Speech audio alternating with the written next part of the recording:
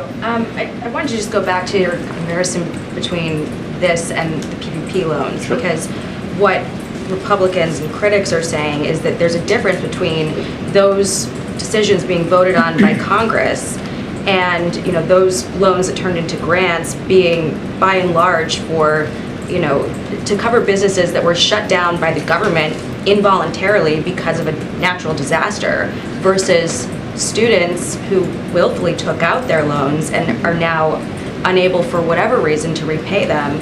There is a difference there. Well, I would say both actions are based on laws that Congress passed. You know, we are implementing a law that Congress passed, actually a Republican Congress and Republican president in 2003, the HEROES Act. And again, that's the exact same legal authority that the previous administration used to put a pause on student loan payments.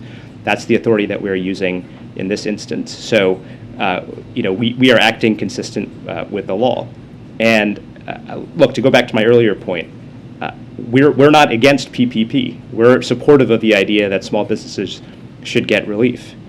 The point is that over the past year, we have been forgiving hundreds of billions of dollars worth of loans to business owners.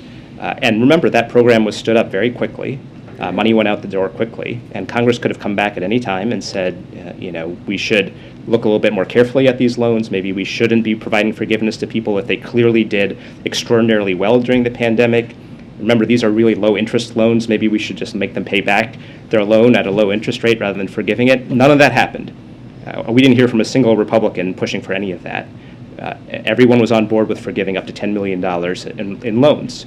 And so all we're saying is that it's hard to credit those same people who are highly supportive of that program and that amount of debt forgiveness, turning around and saying that forgiving a fraction of that amount for working people, not business owners, but working people, somehow that crosses the line over into socialism.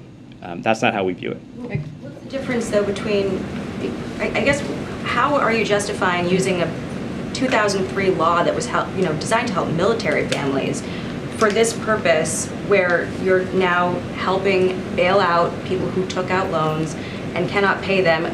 Do you view people who can't pay their debt as heroes, like those who are in our armed services and were fighting after 9/11? Yeah. I mean, look, I think, as the president has said, there is a real problem here with the burden that student loan debt places on people from low-income and middle-income families. You know, we used to have a system where a Pell Grant, which is federal support to low-income families, used to cover 80% of the cost of going to a four-year public college. And as of today, it covers 33% of the cost. So what are people supposed to do? They want to get a degree. They're being told that's the right thing to do. They think it's going to help them. Universities. Why not build in something to make sure that borrowing moving forward is limited, or that universities don't just ratchet up the cost? Yeah, I'm glad that you brought that up because I want to address it. Remember, the president put out a three-part plan on this, and the third part of it was accountability for colleges. And it detailed a few things. Number one, unlike the previous administration, which loosened the reins on colleges and universities, rolled back rules that were intended to hold them accountable for raising costs, this president and this administration reinstituted an enforcement office at the Department of Education that goes after these types of colleges. It kicked out an accreditor, which is a private company that basically says that, you know, this institution, this college is good enough, so they should get federal loans.